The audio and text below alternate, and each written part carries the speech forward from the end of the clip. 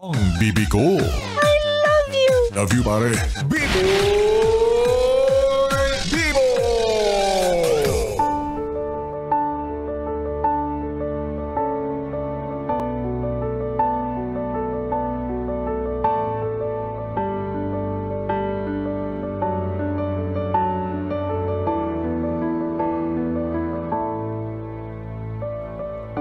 Yes, friend, ako'y nagbabalik, DJ B-Boy Bibo, para sa ating tuloy-tuloy na BB Time tungkol sa jowa mong nakakasakal.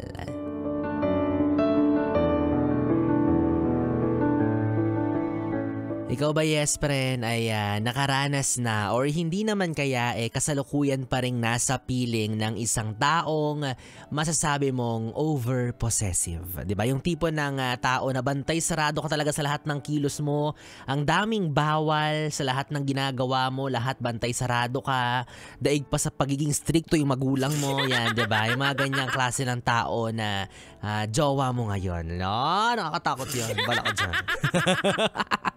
Okay, let's say sabihin na natin benefit of the doubt para sa mga taong ganito. Sabihin na natin na kaya siya ganyan dahil mahal ka. Pero aminin mo kung minsan talagang sadyang nakakasakal na rin no? I mean, kapag una medyo nakakakilig pa kung iisipin at papakinggan na sasabihin sa'yo every time na akin ka lang, iyo lang ako, tayong dalawa lang sa relasyon na to.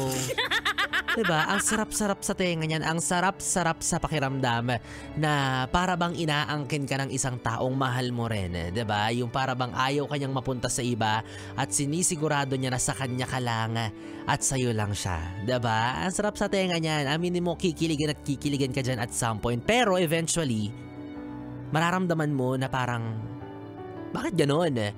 Parang sa iba na to patungo. Bakit pahigpit ng pahigpit yung kapit niya in a way na nakakasakal na? Which is yun yung nakakapangamba. Diba? Nawawala na yung pagkakakilanlan mo sa sarili mo. Nilalayo ka na sa mga bagay na nakasanayan mo. Binabago niya yung ginagalawan mong mundo. Yan yung medyo delikado at medyo critical sa ganitong senaryo. Yung mga over-possessive, diba? Kapatid yan ng seloso or selosa. Yan. Pinsan nila yung overprotective. At ninang nila yung mga threatened, diba? Magkakamag-anak pala yan sila. Ano ba naman yan? I mean, diba? Na-appreciate mo naman na merong isang taong nagmamahal sa'yo ng totoo. Merong taong nag-aalala para sa'yo. May care para sa'yo, no? Pero hello! Hanggang kailan siya ganyan? Hanggang saan siya ganyan? To what extent?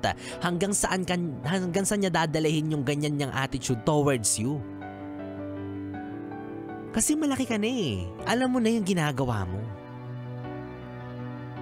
Sabihin na natin na meron siya mga limitations, meron siya mga boundaries na gustong ipagawa sa'yo, pero may limitations and boundaries din yung mga yon. At nakadepende yun kung komportable ka ba sa bagay na yun o hindi. Okay, let's say na valid yung nararamdaman nila kasi nga mahal ka. Again, yan yung ginagamit nilang rason kung bakit sila overprotective sa inyo, overpossessive, di ba? Kasi nga daw mahal ka. Pero yan ba talaga yung totoong pagmamahal? Yung nakakasakal?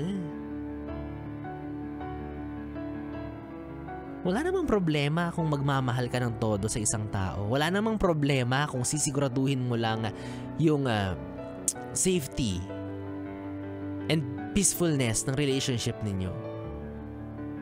Wala namang problema kung mahal na mahal ka. Pero kasi yung behavior niya towards you, yun yung problema. Doon nagkakatalo. Kasi hindi ka na okay, alam mong nasasakal ka na niya. Example, may mga nakikipagkaibigan sa'yo, may mga nakikipagkilala. Meron ka mga bagong kaklase, mga bagong katrabaho, walang halong mali siya pero siya grabe na agad yung reaksyon. Kung ano-ano na yung sinabi sa'yo, kung ano-ano na yung binintang, kung ano-ano na yung mga senaryong naisip niya sa isip niya, di ba? Sa kokote niya, kung ano-ano nang ginawa, to the point na nasasaktan ka na niya emotionally and physically, di ba? In short, paranoid, praning. Again, kasi threatened siya. Binibigyan niya lahat ng bagay ng mali siya. Sabihin na natin na parte rin ng responsibilidad mo bilang jowa niya yung i-assure siya na wala kang ginagawang masama. Okay, tama naman, di ba? Kapag ganyan nagdududa yung partner mo, i-assure mo siya na siya lang talaga.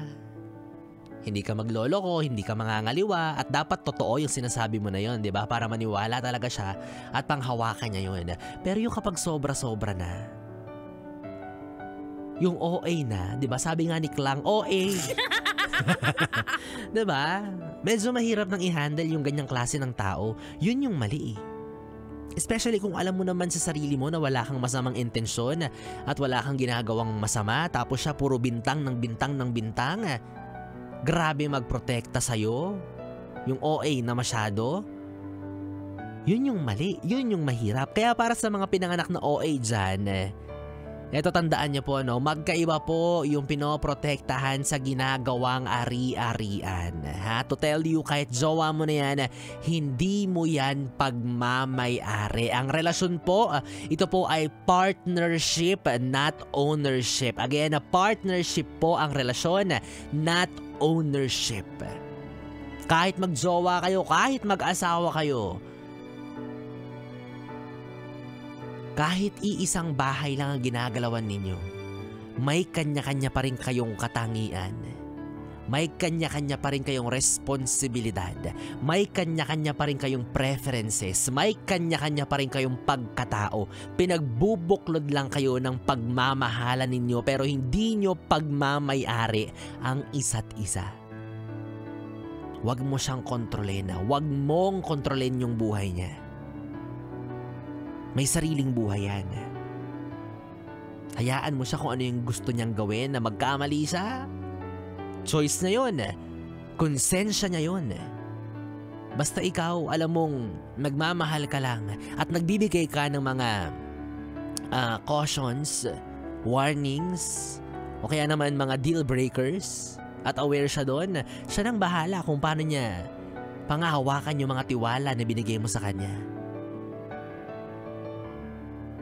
So again, kung over-possessive kang tao, this is a reminder na hindi mo kontrolado ang lahat ng bagay sa mundo.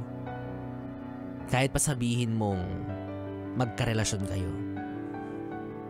Diba yung iba ang dadahilan pa, ay ayoko, pupunta ka dun, ganyan. Bakit ang ikli ng shorts mo? Malamang shorts nga, diba? May shorts bang long, diba? Eto, over-possessive na, patanga-tanga pa eh. Tapos kapag gagala ka kasama yung tropa mo, gusto magka-video call kayo all throughout, nakabantay sa'yo. Ano ba, te? Ano ba yung ginawa mo, ha? CCTV ba yan siya? Security guard ba yan? Grabe eh, di ba? Grabe kung bantayan ka. For sure, sinabi mo na rin yung mga katagang, nagsiselos ako sa mga taong malapit sa'yo. Hindi naman sa possessive or selfish ako. Takot lang akong sumaya ka sa iba kasi makakalimutan mo kung paano kita napasaya. Parang tanga. Diba? Ang dami mong sinabi masyado. Mamamalengke lang ako. Baka naman pati yung tricycle driver maghahatid sa akin, issue sa'yo. Diba? Masyado kang maraming alam. Masyadong maraming tumatakbo dyan sa isipan mo. Well, sabihin na natin na sa past relationship kasi niya, niloko siya. Kaya ngayon, hindi niya mawala sa isip niya na baka gawin ko rin sa kanya. That's given. Okay lang yan na meron kang trauma or whatsoever. Pero ilagay mo sa lugar. Kasi minsan unfair na dun sa bagong taong minahal mo na binibigay mo pa rin sa kanya yung mga traumas na hindi naman siya ang may gawa. Diba? Kaya limitahan mo ang pagiging over-possessive kasi wala ka pa sa buhay niya. Nandun na yung mga taong yun para sa kanya. Yung mga taong sinusubukan mong alisin sa buhay niya.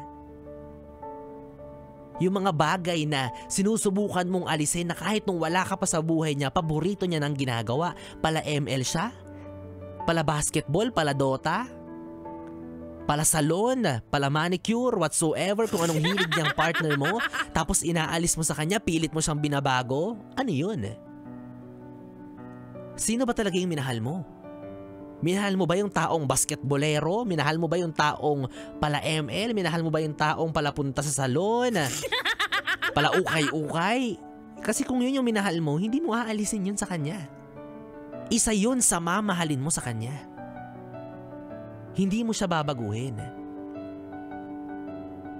So bottom line mga yes friend, alam nyo, ang sarap-sarap po ng isang harmonious na relasyon. Diba? Yung payapa ang lahat, kalmadong tumatakbo yung relasyon ninyong dalawa towards a better future. No? Yung hindi binibig deal yung mga bagay-bagay, especially yung mga maliliit lang na bagay na kung pwede lang naman, sana hindi na mauwi sa away. Pwedeng pag-usapan yan. Pero ikaw, since OA ka, gusto mo laging may kumusyon. Gusto mo laging may mahabang diskusyon. Be, baka akala mo nasa MMK ka, be. Huwag masyadong niluluha. Huwag masyadong pa-main character. Kasi nakakaumay yun, nakakapagod, nakakasakal. At papaalalahanan kita lahat ng nasasakal anong ginagawa.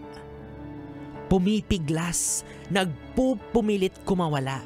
Kaya wag mong hayaan na makawala pa yan kasi dahil sa pananakal mo. Diba? Kaya kung ako sa'yo, isiyan mo lang. Jowa mo yan, hindi mo yan aso na tatalian mo sa leg tapos gagawin mong sunod-sunuran sa'yo. Kasi hindi dapat nakakasakal ang pagmamahal.